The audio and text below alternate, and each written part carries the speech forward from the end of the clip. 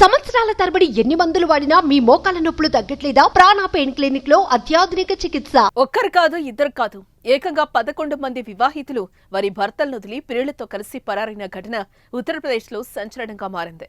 అందరూ కూడా ప్రధానమంత్రి ఆవాస్ యోజన పథకం కింద తమ కుటుంబానికి మంజూరైన ఇళ్లకు సంబంధించిన మొదటి విడత డబ్బులు తీసుకుని ప్రియులతో ఉడాయించడం సెన్సేషనల్ గా మారింది.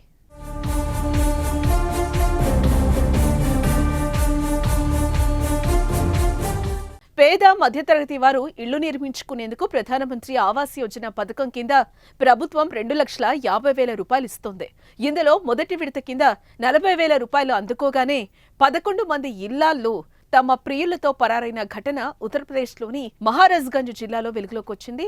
డబ్బులు రాగానే ప్రియులతో ఆ మహిళలు ఎందుకు పారిపోయారో పక్కకు పెడితే ఈ పథకం కింద డబ్బులు మంజూరైనా ఇంకా ఇళ్ల నిర్మాణాలు ప్రారంభం కాకపోవటం విడ్డూరంగా ఉంది. దీంతో పట్టణాభివృద్ధి శాఖ అధికారులు చర్యలు చేపట్టారు. ఈ క్రమంలో వారి కుటుంబాలకు నోటీసులు పంపారు. క్షేత్రస్థాయిలో పరిస్థితిని తెలియచేయాలని కోరింది.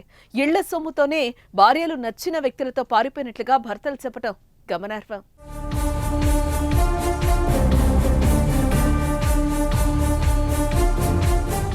అయితే పథకం దుర్వినియోగంపై సర్వత్రా విమర్శలు వెలువెత్తుతున్నాయి. పేదోడి ఇల్లు కల నెరవేర్చడం కోసం ప్రభుత్వం ఎంతో ప్రతిష్టాత్మకంగా తీసుకొచ్చిన ఈ పథకాన్ని దుర్వినియోగం చేస్తున్న వారిపై చట్టపరమైన చర్యలు తీసుకోవాలని డిమాండ్లు వినిపిస్తున్నాయి.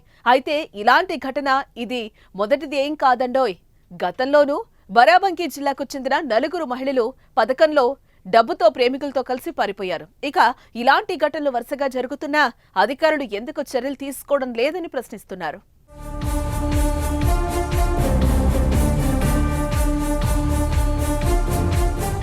సుమన్ టీవీలో మీ పర్సనల్ అండ్ బిజినెస్ ప్రమోషన్స్ కోసం కింది నెంబర్కి కాంటాక్ట్ చేయండి.